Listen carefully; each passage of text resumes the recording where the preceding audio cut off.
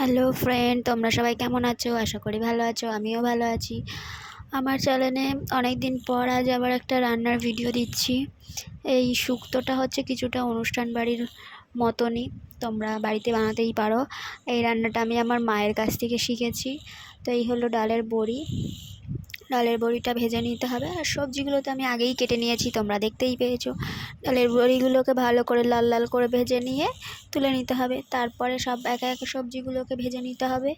এখন আমি আলু আর পেঁপে একসাথে দিয়ে ভাজছি। নুন আর হলুদ দেবে, হলুদটা অল্প দিলেই হবে, কারণ শুক্তো তো সাদা সাদা হয়, অনুষ্ঠান বাড়িতে সাদা সাদাই থাকে। তো ওই জন্য আমি হলুদটা একটু কম ব্যবহার করেছি, তোমরা চাইলে বেশিও দিতে পারো। তো দিয়ে ভেজে নেওয়ার পর এখন উচ্ছেগুলোও ভেজে নিচ্ছি ভালো করে।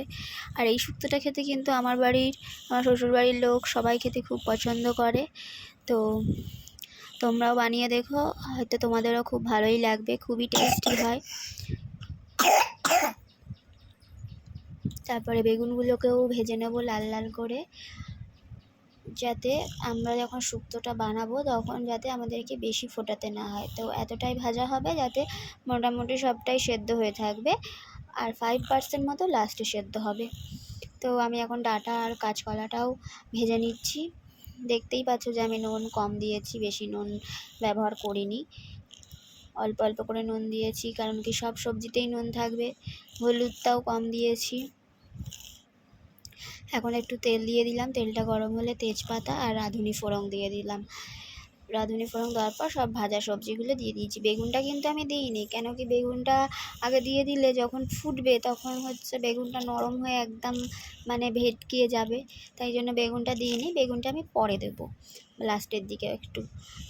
তো এখন নাড়াচাড়া করে ওর মধ্যে আদা বাটা দিয়ে দিয়েছি, দিয়ে আমি নাড়াচাড়া করছি।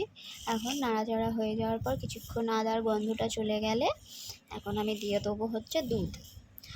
তোমরা চাইলে এমনি প্যাকেট দুধও দিতে পারো, আমার ঘরে প্যাকেট দুধ ছিল না, তো আমি ওই জন্য আমুল দুধ গরম জলে গুলে দিয়েছি।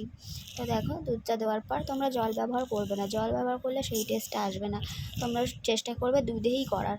তো দুধ দিয়ে দিয়েছি। তারপরে আমি ওর মধ্যে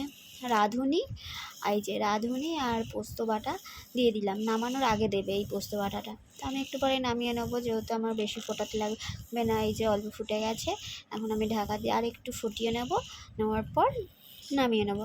এই দেখো রেডি হয়ে গেছে। আর নামানোর সময় একটু ঘি দিয়ে দেবে, কারণ যেহেতু নিরামিষ রান্না, তো বেশ খেতে ভালোই লাগবে, টেস্ট হবে। Tata, bye bye, like subscribe করে দিও।